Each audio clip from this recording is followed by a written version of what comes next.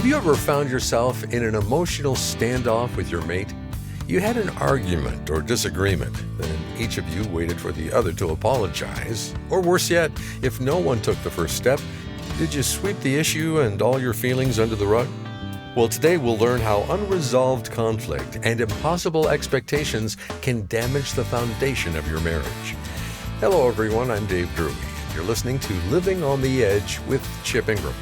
And in just a minute, Chip will pick up in our newest series, Uninvited Guests. Now, in this program, he'll debunk the notion that marriage should be easy by revealing 3 more lies that couples have believed. Well, with that, here's Chip with his message, The Perfect Marriage Myth.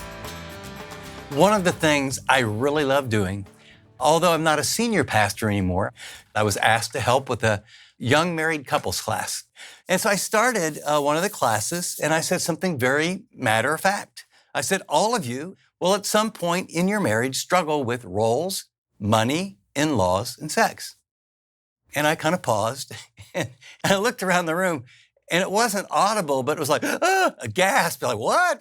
And the others were like, oh, I can see other people with those kind of issues, but that could never be a problem for us.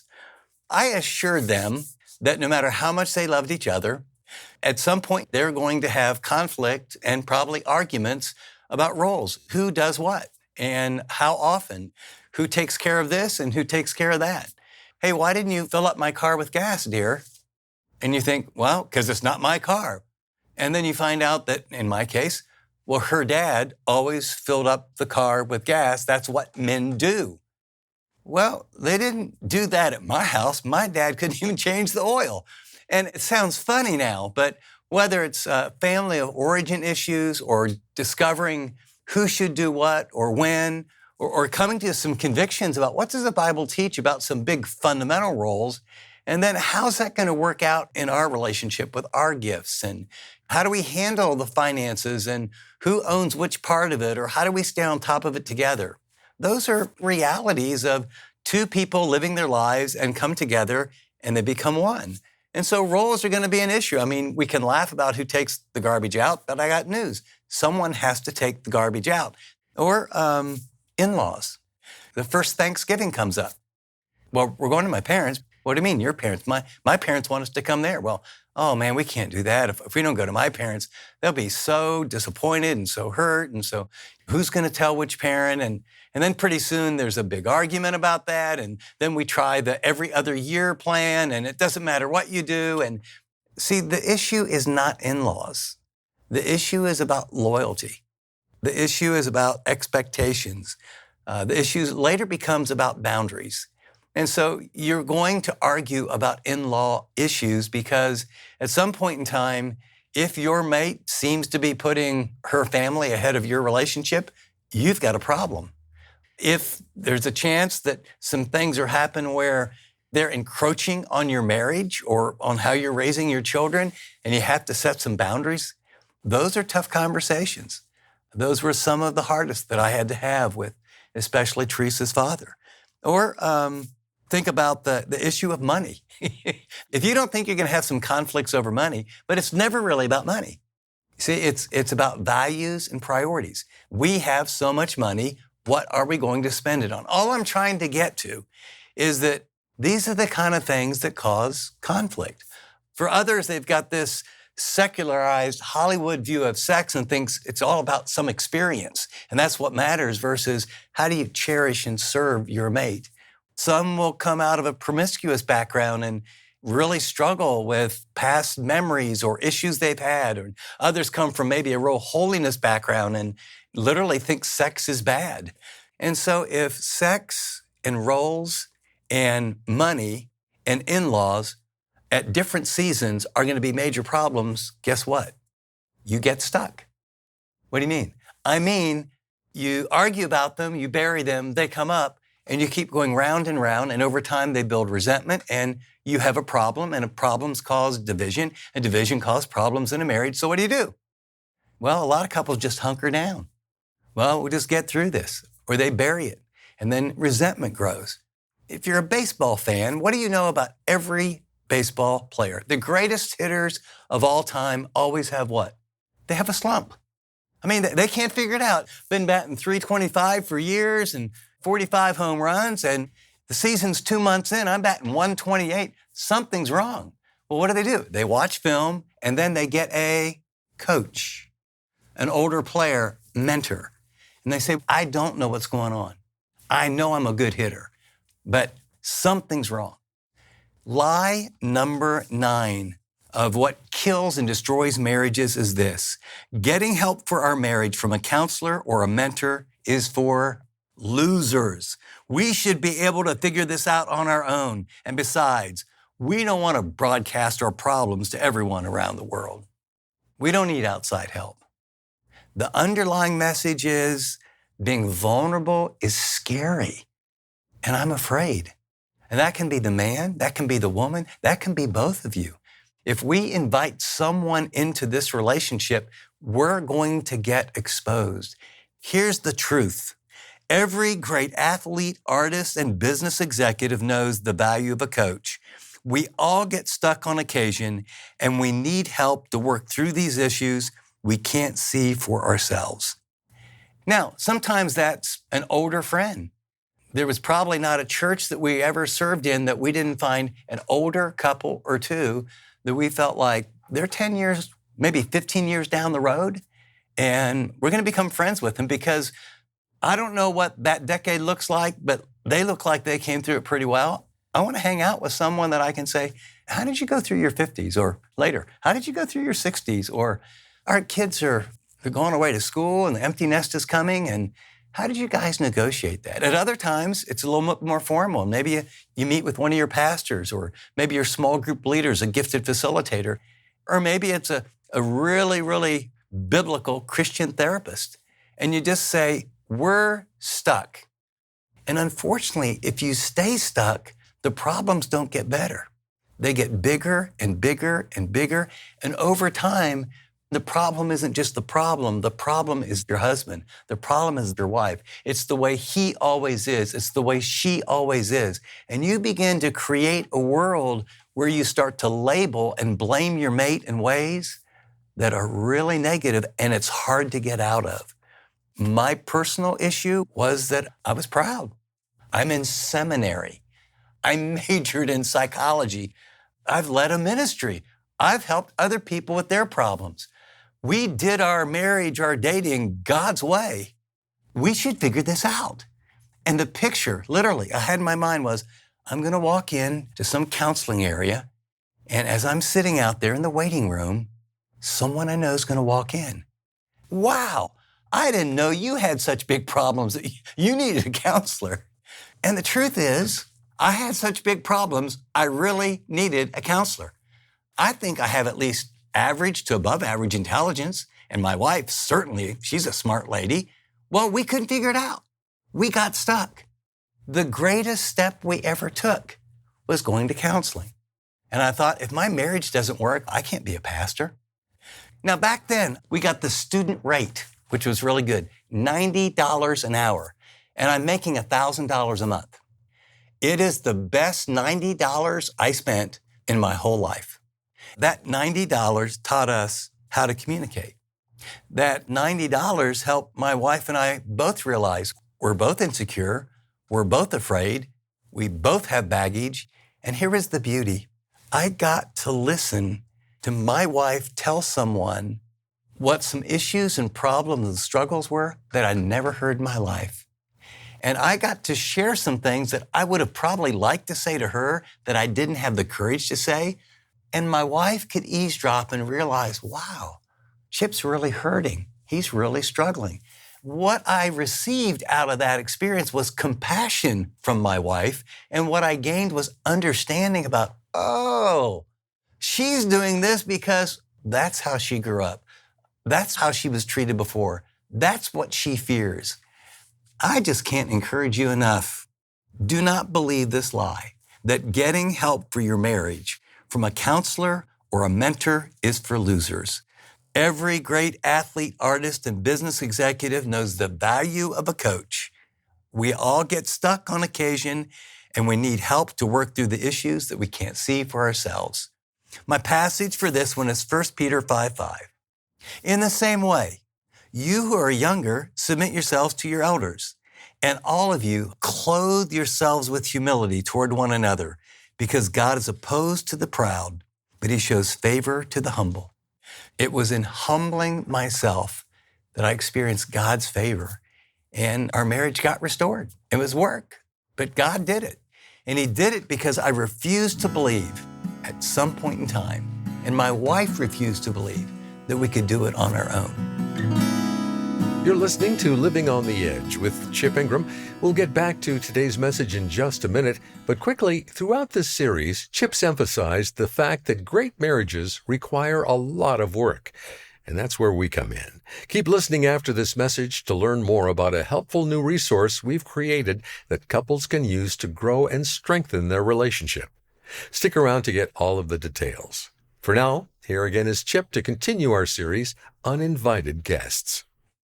Now, if things aren't resolved, and especially if you don't get outside help, it can lead to misbelief number 10 and number 11. And these are when you go from having problems with an issue to having problems with the person. And there's a difference.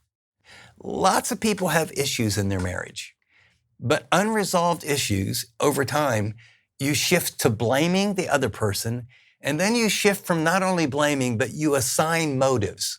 Not only is your husband that way, but the reason he does that is X, Y, and Z. Not only is your wife that way, but the reason she does it is X, Y, and Z. And then you play these tapes in your head, these tapes of, well, she only cares about this or that, or he only cares about this or that. And if she really loved me, if he really loved me, then. And you nurse these and you feed them. And you put up with stuff, and you bury it. And if you bury it deep enough, you get depressed. If you bury it for a while and then there's a spark, you explode. And then pretty soon, if you're not careful, you can find yourself living these parallel lives where you go and find your fulfillment in some area, and your mate goes and finds her fulfillment in some area, and you agree around money or work or kids, and you do this parallel life thing. And it breaks Jesus' heart because he made us to become one and to grow in intimacy. And so misbelief number 10 is a wife's misbelief. All he cares about is work and sports. I feel like I'm left to do all the work of raising our kids and taking care of our home. I wonder sometimes if he even cares. Notice this misbelief. It assumes you know what he really cares about. I feel like I'm left to do all the work raising the kids and taking care of our home. And the underlying message is I feel unimportant, unloved, rejected. I wonder, does he still love me? And that goes to other darker places like, am I still attractive? Am I still lovable? Am I worthwhile? And those things begin to create a lot of things in a woman's heart and life that lead to a very dark place. Here's the truth. Men default to areas where they feel comfortable. Your husband has fears and insecurities about being a spiritual leader and an effective father. Criticism and disrespect will heighten those fears and push him away. Do you get it? Let me go back to a little time prior to our counseling. I'm married. I've never been married before, but I marry someone who has been married before. Back in my mind, I'm thinking there might be some comparison here, and I may not be very good at being married. Think of every aspect. Well, we've been married about 6 months, and guess what? I'm a father. I don't have a clue. I know I'm not a good father. In fact, I'm inept. I'm inadequate. I don't even know what I'm doing. Later on in seminary, I wrote my thesis on the role and responsibility of the father in the family, mostly because I needed it desperately, and I thought, I better figure this out somehow. In addition, I'm in seminary.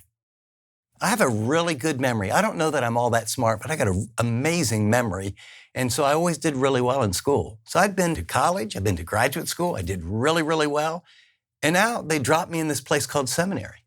I mean, the first week, Christology, pneumatology, eschatology. Man, there's all these words. What in the world are these people talking about? And they've been to Bible school and they know this and they know that. And then the first day in Greek is this. And then you go to a Hebrew class. And by the way, it's good to have you gentlemen read these 1,500 pages by 2 weeks. I mean, I was so overwhelmed. And for the first time in my, quote, educational life, I felt like I'm not sure I can make it here. So I'm afraid that I'm not going to be a good husband or a good father. And I've got this whole new world of I need to hold down a job and make money and go to seminary. And what I learned from that counselor was to help me see that I was afraid, and that was normal. It's okay if you have 2 jobs and you're afraid that you may not be able to support your family. Those are normal emotions. And as I shared those things, guess what? I looked over and I've got this wife with tears coming down her eyes, compassionate. She was concerned about me. But what I presented was, why are you messing with me? But what I was really hiding from was all my fears and all my insecurities and all my struggles that I did not know how to communicate, nor did she know how to get it out of me. The verse here is 1 Peter 3, 1 and 2. Wives, in the same way, submit yourselves to your own husbands, so that if any of them do not believe the word, they may be won over without a word by the behavior of their wives, when they see the purity and the reverence of your lives. My world changed when my wife was compassionate, kind, and understanding and created a safe place for my inadequacies and my fears and my insecurities. That was just the opposite of hands on her hips. All he cares about is work and sports. I defaulted, like most men do, to areas where we're confident. And that tends to be our work or sports or computers or whatever it is that makes us as a man feel like we're in control, we know what we're doing, and so we run there and we hide there. Is it good? No, but you need as a wife to understand that's the truth. And husbands, you have a very similar misbelief.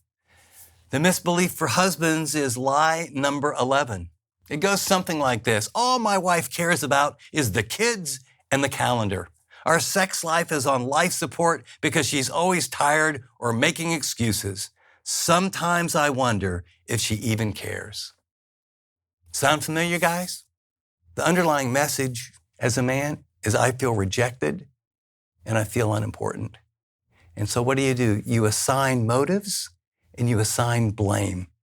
And by the way, I've had to learn this and then relearn it with different seasons. Please don't hear me say, I had 12 sessions and man, it's been great and no problems ever since. No, I did 12 sessions of counseling that helped me discover how much help I needed, where we needed to go, and we've been learning ever since. And if I could be so bold, we've been stuck.